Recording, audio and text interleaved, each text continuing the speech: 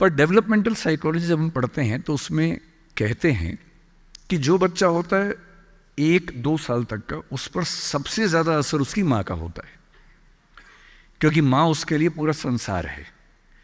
उस बच्चे की 2 ही ज़रूरतें हैं कि जब वो गीला हो तो वो पहुँच दे, जब भूख लगे कुछ खाना खिला दे। शुरू के 6 महीने इन दोनों ज़रूरतों को जनरली उसकी माँ ही पूरा करती है। तो उसको धीरे धीरे लगता है कि जो माँ है ना, यही मेरा सब कुछ है, और माँ की हर बात को फॉलो करता है वो। 6 महीने के बाद थोड़ा सा बाहर का खाना, घर के बाकी मेंबर्स का असर पड़ने लगता है।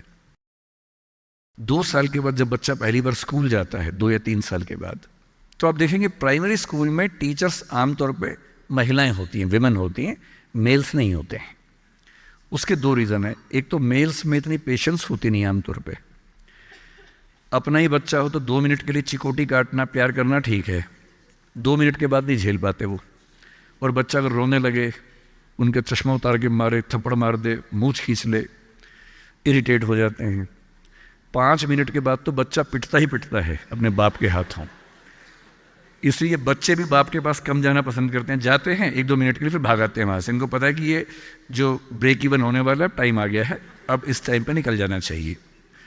मदर्स में बायोलॉजिकली भी और कल्चरली, सोशली भी ये वैल्यू ज़्यादा डेवलप हो जाती है कि वो झेल लेती हैं उस बच्चे की परेशानियों को।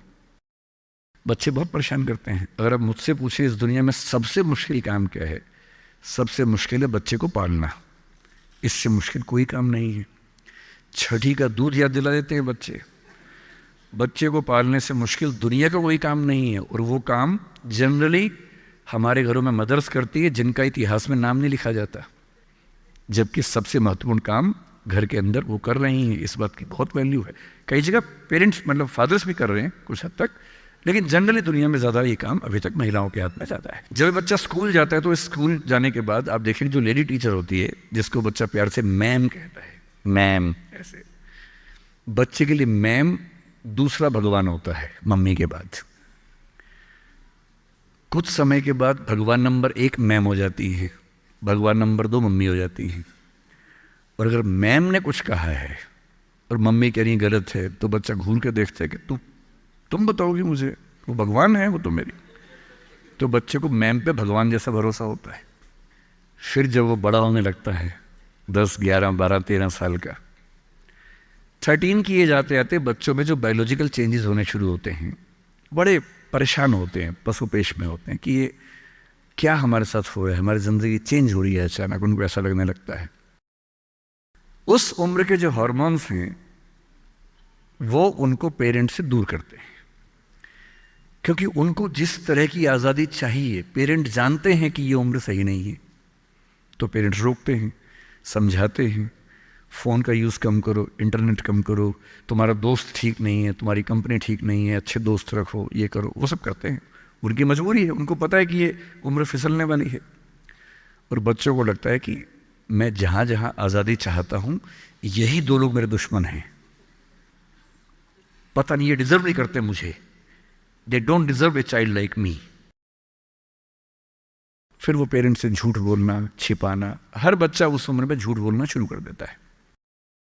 कुछ बहुत प्यारे मासूम बच्चों को छोड़ दूं मैं 1-2%, बाकी सब थोड़ा बहुत झूठ तो बोल लेते हैं।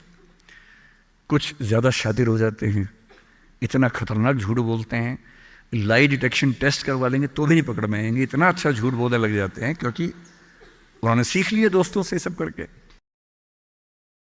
और ये जो उम्र है 13 से 19, जो गैंग एज है, ये जो दोस्त हैं, इनका असर इतना ज़्यादा होता है। और आपकी पर्सनैलिटी कैसी है, हर गैंग में 4-5 लोग होते हैं, उनमें से एक मुखिया होता है, उनका गैंग का नेता होता है, जो थोड़ा सा एग्रेसिव है, डोमिनेटिंग है, असर्टिव है, वो फैसले करता है सबके लिए। आपने डिसीजन मेकिंग का सवाल पूछा, इसी पे सो समझेंगे। उसने कहा कि चलो सब फिल्म देख के आएंगे, तो बाकी 4 फॉलोवर्स होते हैं, वो चलते हैं, जी जी चलो चलो चलो चलो चलो। इन सबका सेल्फ रिस्पेक्ट का लेवल अलग अलग है। जो नेता है उसमें सेल्फ रिस्पेक्ट बहुत ज़्यादा है, इतनी ज़्यादा है कि वो दूसरों की सेल्फ रिस्पेक्ट की धज्जियाँ उड़ा देता है। वो ये मान के चलता है कि मैं राजा हूँ, जो मैं कहूँगा वही होगा। और जो बाकी 4 भेड़ बकरियाँ हैं जिनमें कॉन्फिडेंस की कमी है, असर्टिव नहीं है, सबमिसिव हैं, दब्बू हैं, डरपोक हैं, वो बेचारे उसकी बात को फॉलो करते हैं। और ये जो 4 हैं ना, इन पे खतरा बहुत ज़्यादा है, क्योंकि जो नेता है वो पहले से बिगड़ा हुआ है, वो हैबिचुअल है कई चीज़ों का, और वो इन 4 को बोलता है आज हम सब ड्रग्स ट्राई करेंगे। पूछ नहीं रहा है, बता रहा है। अब इन 4 में से एक के मन में है कि ना करूं, मम्मी ने उसको 1000 बार समझाया कि बेटा ये मत करना, वो बेचारा बोल ही नहीं पा रहा, घबराहट हो रही है उसको। बड़ी मुश्किल से मिमियाते हुए एक वाक्य उसने बोला। मिमियाना मतलब बिल्ली की तरह से बोलना, कैट की तरह से बोलना। उसने कहा यार मम्मी ने कहा था ठीक नहीं होता है। अब उसके बाद जोर से ठाका मार गया, ये देखो मम्मी का बच्चा, ये देखो मम्मी का बच्चा, इसको दुद्धू पिलाओ इसको, बच्चा है, ये तो बड़ा ही नहीं हुआ, ये तो मर्द ही नहीं बना अब तक। हम तो मर्द हैं, हम तो बड़े हैं, हम तो ग्रोन अप हैं। इस बच्चे की सेल्फ एस्टीम, सेल्फ रिस्पेक्ट इतनी कम है कि डर जाएगा, एकदम घबरा जाएगा। 3 लोग बोलेंगे अरे कुछ नहीं होता, अरे कुछ नहीं होता, आजा आजा आजा आजा, अरे कुछ नहीं होता, कर ले ट्राई, हम भी तो कर रहे हैं, कर ले ट्राई। और इसी प्रेशर में ये बच्चा पहली बार ऐसी गलती करेगा। और मैंने पहले ही कहा कि रास्ता एक तरफा है, वापसी का रास्ता नहीं। इस प्रेशर को बोलते हैं पीयर ग्रुप प्रेशर।